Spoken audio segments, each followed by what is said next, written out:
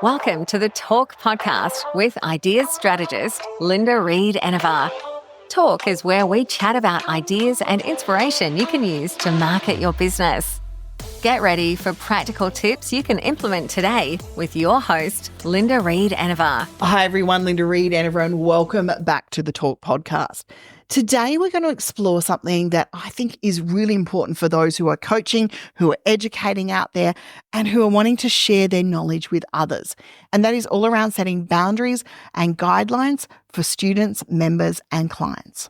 When we go into the online education space or the teaching even in-person space, we need to start setting some strong boundaries. Boundaries for us as coaches and educators allow us to protect our energy and time and offer our best work. And ultimately, they make the experience more valuable for everyone involved. So when we're setting up our business, we need to look at how we're going to serve each one of these groups, our students, our members, and our clients. And even within our students, our members, and our clients, we might have different boundaries along the way. So this is an example of how we do it here at Reed-Enever Group.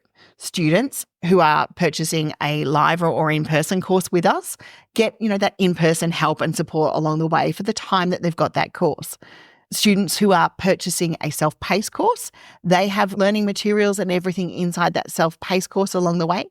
We might include a review call. We might include a little bit of feedback along the way, but they have got the course, the live support, the live Q&A. That's reserved for our students and coming in the live areas or coming in and having membership with us. So it's how we naturally go up to membership.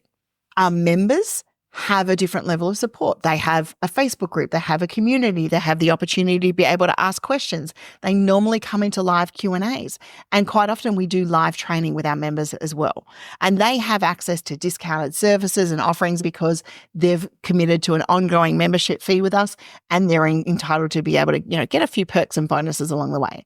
And then we have clients, and clients are the people who are on retainer. They're paying our top premium fee, and they get a little bit more access to us. So it's really key to understand when we're setting up these boundaries about what each group has and what boundaries and what support they're going to get from you along the way so that you don't burn yourself out. It is essential as a coach and an educator that we have these boundaries so that we maintain healthy and productive relationships. And then also we enforce them because it's our energy and our time that we need to protect so that we can make sure that we can serve all of these people. So let's start with students. As educators, coaches, mentors, we often feel responsible for our student success. That's natural. We're teaching. We want to make sure that they have a successful experience. But this can lead us to overextend, making ourselves constantly available to answer questions, providing extra feedback, helping with additional support, responding to messages when we shouldn't. And while it's natural to want to support them, if we don't set clear boundaries, it can lead to burnout and overwhelm. It also can end up with some very annoyed clients or members because you've overextended yourself within those boundaries. These boundaries that we set are going to help us stay energized and focused and ultimately benefit our students because we can offer quality and assistance and support when it matters most. When we set boundaries with students, we're actually teaching them a little bit of respect for our time, for their peers, and for the learning process themselves. Boundaries give structure, and structure is something that makes learning more effective. They also model the behaviour for other students, showing them how to manage their time and expectations. When a student understands the process, when they know there's designated time for questions or there's forms or there's a way to submit feedback, they're more likely to engage thoughtfully rather than relying on immediate responses. And they learn to value and manage their own time too. So a practical way to implement boundaries with students is to give them all the resources they need to complete that self-paced course. Or if we're doing live training, talk about when you are going to be available for live Q&A. And you can always offer the opportunity for them to be able to book some time with you or to upsell some time with you along the way so that they can reach out for questions and support. What we tend to do in all of our courses is we say if you need a little bit more help along the way, we've got access to things like the marketing circle or the opportunity for them to be able to buy calls. If we feel it's a course where someone's going to need some one-on-one contact with either myself or Clive, we'll include a 30-minute or a 15-minute call for them to be able to jump in, and they can book that call once. By setting the expectation early, the students respect our time and ultimately they'll gain more from the experience. So whether you're running live training or self-paced training, what support can you give the student is the question I want you to ask. And quite often self-paced is here's the resources, here's the help, and maybe there's a 15-minute review at the end or there's a feedback on an assignment that you can do in your own time. Your live components might be, here's the questions in between. And if you're going live over a challenge for a couple of weeks, maybe there's a Facebook group where you can provide that support. So now we want to talk about members. When we run a membership group through a course or any ongoing community, it's crucial to have structures.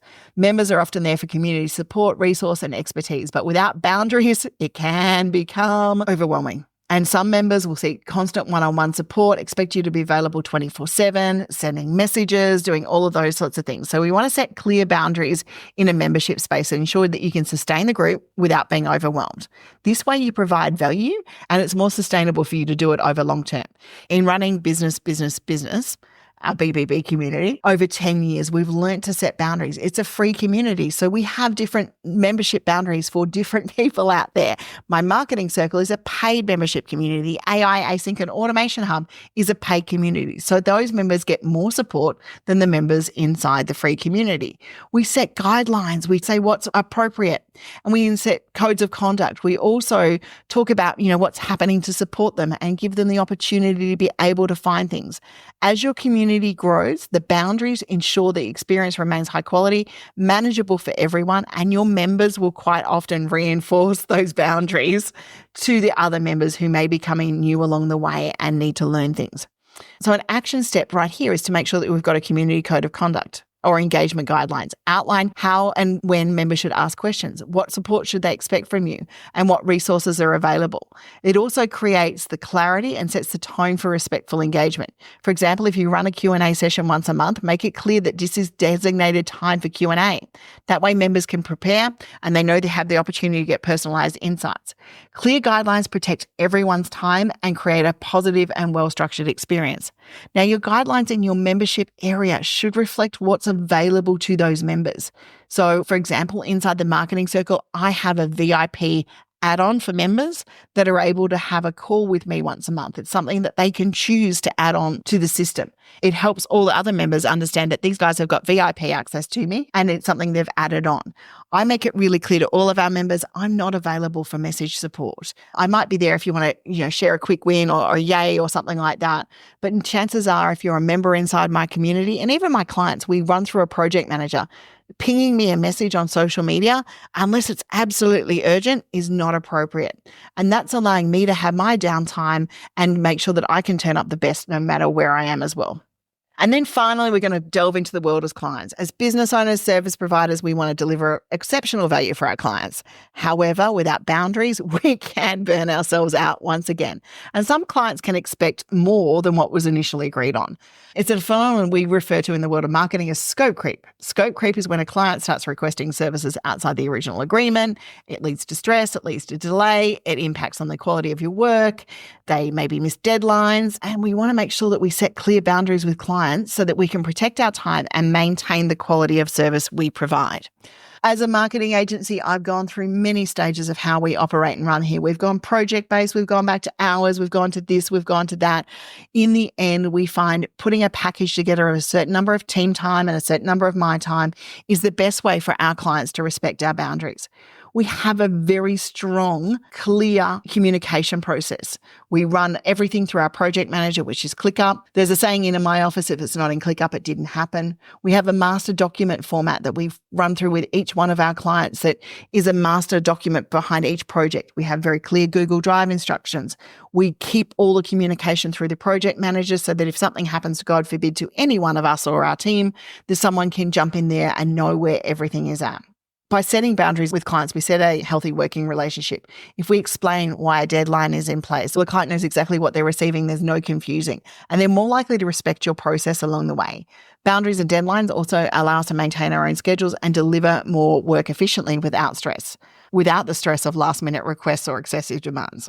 Clear boundaries help you avoid misunderstandings, and they also create an environment where both you and your client feel confident in the relationship. The key when we've got boundaries with clients is, explaining what the impact is if we don't meet this deadline.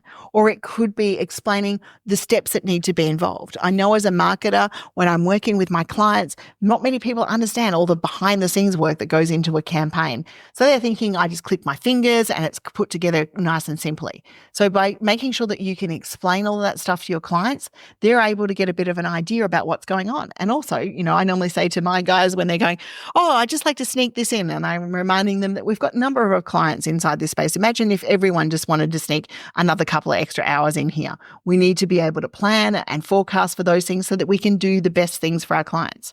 So make sure you've got a detailed contract or service level agreement. Outline what's included, your response times, communication methods, any additional fees for extra hours or things outside of the scope. And when a client requests something beyond the scope, you've got to politely refer back to the agreement. You can say something like, this request falls out of our current scope, but I'd be happy to discuss adding it to the plan. You keep the conversation professional and it helps maintain the relationship. Or in our case, we quite often go, okay, cool, we can have a look at that. But having a look at the rest of what we've got planned here, what would you like to move? Because by doing that, the client then all of a sudden realizes that they can't have everything at once and they need to pick and choose where our expertise and those things come in along the way. So that's it. We need to set clear boundaries so that we can be protected in our energy, in our time, so that our clients, our students, our members know what they're getting for what they're paying for.